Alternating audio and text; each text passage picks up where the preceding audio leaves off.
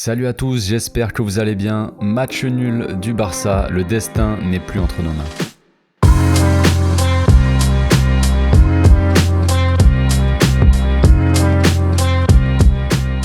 Au passage, n'hésitez pas à vous abonner à ma chaîne si vous kiffez mes vidéos, c'est le meilleur moyen de me soutenir.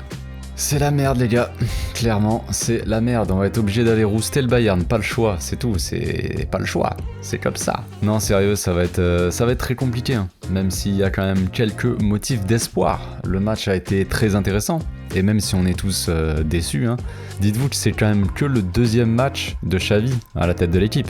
Regardez ce qu'il arrive à faire en 2 semaines, avec toujours pas mal d'absents, qui sont quand même très importants. Ansu Fati aurait fait énormément de bien hier soir, clairement. Mais on y reviendra après quand on parlera de Memphis. On va commencer par la compo, qui était assez surprenante. On a eu un 3-4-3 avec Araujo, Piqué et Lenglet en défense. J'ai flippé hein, quand j'ai vu Piqué et Lenglet alignés à côté.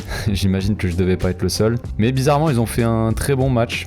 Franchement, très bon match, même si l'anglais s'est mangé un petit pont de l'espace par Everton, mais bon, il est chaud aussi le gars, donc c'est compréhensible.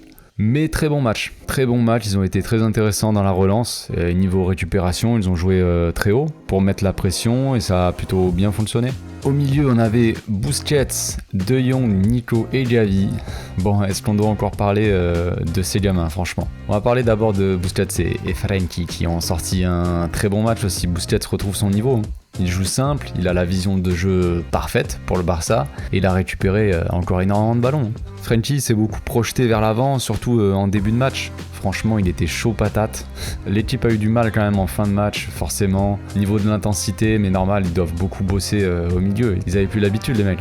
Bon, maintenant, Nico et Xavi. Je me répète, mais les gars sont beaucoup trop chauds. Quel match ils ont sorti. C'est presque flippant de voir ça à cet âge-là. Nico remontait tous les ballons avec une facilité. C'est incroyable. Et Xavi était partout. Son style est un peu plus spectaculaire à Xavi. Hein. Puis il joue un peu plus sur sa vivacité, sur sa technique. Mais le gars est partout, il arrête pas de cavaler, il va au contact, il met des têtes, il saute à 2 mètres de haut là pour faire des têtes. Donc il continue sur leur lancée, hein. Franchement il monte en puissance encore petit à petit, c'est très intéressant pour la suite. Hein.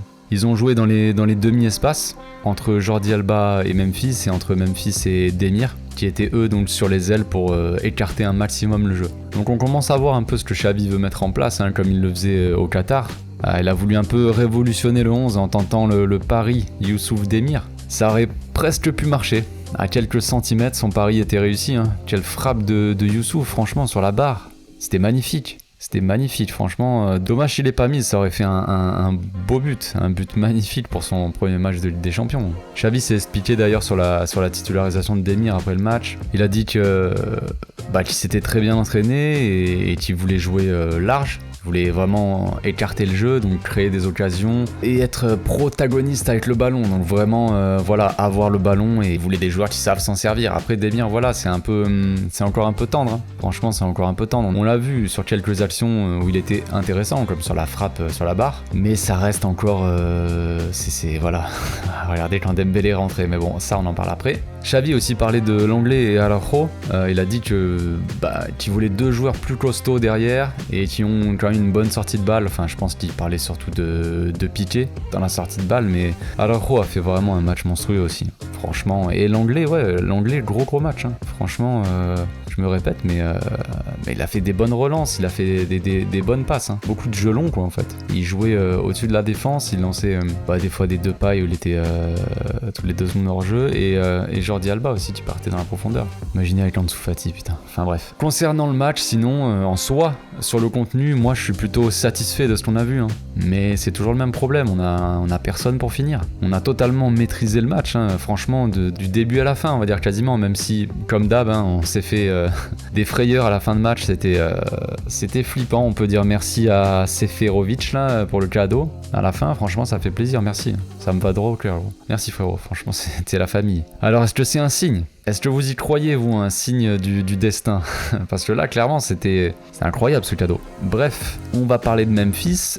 C'est quoi son problème? Qu'est-ce que c'est? Je sais qu'il prend beaucoup de pression sur lui, car il n'y a que lui quasiment qui marque. Mais là, il nous sort encore un match vraiment plus que moyen. Hein. Je reste poli. Je veux pas être méchant avec lui, mais c'est pas possible de sortir un match comme ça. Ligue des Champions, c'est de la finale. Contre Benfica, à domicile. Ok, il pleut des grosses gouttes foot, Memphis, mais frérot, qu'est-ce que tu fais, gros? Qu'est-ce que tu fais? C'est le joueur le plus mauvais sur le terrain, franchement. Même si, voilà, il y avait Youssouf qui était un peu tendre, voilà, comme je disais, mais il a fini au moins avec 2 grosses occasions, lui. Memphis, il rate une occasion de l'espace vers la 60e minute, là, où il part tout seul. Il s'arrête pour crocheter le joueur, mais au final, voilà, je sais plus qui c'est qui revient, si c'est Otamendi ou quoi, mais un gros match d'Otamendi, d'ailleurs, ce bâtard. Bref, voilà, le deuxième défenseur, il a le temps de revenir, il dégage le ballon en corner. Voilà, en début de saison, franchement, action similaire face à Bilbao, à l'extérieur. Le gars, il arrive, plein fer, il te sort une frappe du gauche, il arrache les cages, le gars. La frappasse de bûcheron, quoi. Là, le gars, qu'est-ce qu'il nous fait? Il hésite. Pourquoi tu frappes pas du gauche? Franchement, il est bien placé, je sais pas, va falloir remonter la pente, mon gars, parce que la saison est loin d'être finie. On est 7ème en Liga, frérot. Il y a encore le match contre le Bayern qu'il va falloir aller gagner. C'est pas une blague, les gars, on est le Barça. On est le Barça. C'est pas Rijon, c'est pas Valladolid. Peut-être que le retour de Dembélé changera beaucoup de choses, hein, et avec le retour d'Ansu et Pedri, espérons qu'ils soient là, Ansu Fati, ça sera autre chose, forcément, c'est logique. Dembélé, c'est violent. Dembélé, c'est violent. Il est rentré, le mec, comme d'hab, il a mis le feu, quoi. Il y a tout qui change, il y a toute l'atmosphère. Le stade s'est réveillé, genre, il s'est arrêté de pleuvoir, genre, le temps s'est arrêté quand il est rentré. C'était magnifique, il a mis le feu. Le Jorge Jesus, là, qui a fait rentrer un deuxième gars pour jouer, pour mettre un autre gars sur Dembélé, pour que ce soit 2 à défendre. Ils arrivaient plus, le Grimaldo il est sorti au bout de 5-10 minutes, il n'en pouvait plus déjà, tu m'étonnes. Donc ouais, avec un Dembélé en forme comme ça fait directement la diff, hein. Y a pas à chercher, quoi. Bon, par contre, j'espère qu'on n'aura pas de mauvaises nouvelles sur une rechute ou quoi que ce soit de Dembélé qui arrive dans la journée où je sais pas, j'enregistre quelques temps après le match, dans la nuit, ça se trouve, on va se réveiller demain matin. Dembélé, il retourne pour 2 mois. On va croiser les doigts, parce que là, c'est... À chaque accélération de Dembélé, je croise les doigts de toute façon, donc... Bref, Xavi a parlé de son entrée aussi à Dembélé, hein. Il est reconnaissant qu'il ait pris le risque de rentrer sur le terrain, alors qu'il était quand même pas à 100%, donc ça fait flipper, gros. Il a dit que c'était un joueur essentiel pour l'équipe, ça on peut pas dire le contraire, hein. On voit bien que quand il rentre, il se passe beaucoup de choses magnifiques. Mais le problème, ça a jamais été ça, hein. C'est rentrer sur le terrain, ça a toujours été exceptionnel, hein. Ou en tout cas, ça a toujours été très bon. Le problème, c'est qu'il joue un match, il repart 2 mois, quoi. C'est ça le problème. D'ailleurs, on a vu beaucoup de joueurs du Barça à la fin du match, les mains sur les genoux, là, pliées en 2. Je pense que les mecs ont tout donné sur le terrain. Ça, y a pas de doute. Comme a dit Piqué, ça s'est pas joué à grand chose. Donc depuis qu'il y a Xavi, il y a quand même beaucoup plus d'intensité. Les joueurs donnent tout, vraiment. Le public aussi revient et supporte vraiment l'équipe. Il y a un engouement autour de l'équipe, que ça soit à l'intérieur ou à l'extérieur du club, quoi. Donc ça, c'est déjà un bon point, et pour la suite, ça va forcément aider. Voilà, pour l'instant, c'est compliqué de se remettre dans le bain. On a pris l'habitude d'avoir des entraînements pas intenses, des matchs où on s'endort. Bah là, d'un coup, Xavi il est pas venu là pour tricoter, hein. Il est venu là pour que ça joue. Donc ouais, on a eu beaucoup d'actions par rapport à d'habitude quand même. On a eu, je crois, 14 occasions, 14 tirs. Voilà, les buts viendront, mais rappelez-vous que c'est quand même le 2e match de Xavi seulement. Ça, il faut se le noter. Parlons aussi de Ter Stegen, Marco, aussi qui nous a quand même sauvé de la défaite, hein, mine de rien. Il a plus son niveau d'il y a quelques années, ça c'est sûr, mais il a sorti quand même son match, hein, et je pense que c'est à noter.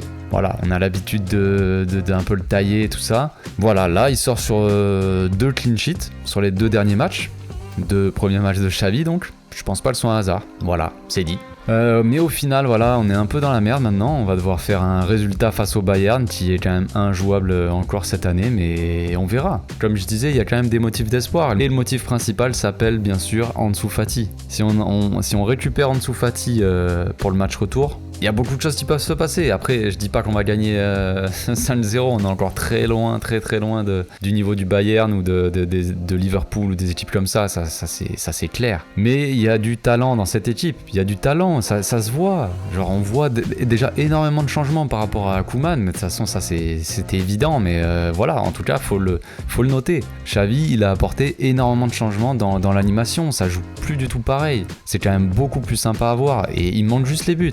Si ce soir on gagne 3-0, on dit que c'est le match de l'année ou le meilleur match depuis 3 ans ou 4 ans. Bah ouais. Mais le problème, c'est qu'on a personne pour finir. Bref, Je finis là-dessus, c'est tout pour aujourd'hui, j'espère que ma vidéo vous a plu. Dites-moi dans les commentaires ce que vous avez pensé du match aussi, on peut en discuter. On se retrouve bientôt pour une prochaine vidéo, d'ici là portez-vous bien, bonne journée, ciao.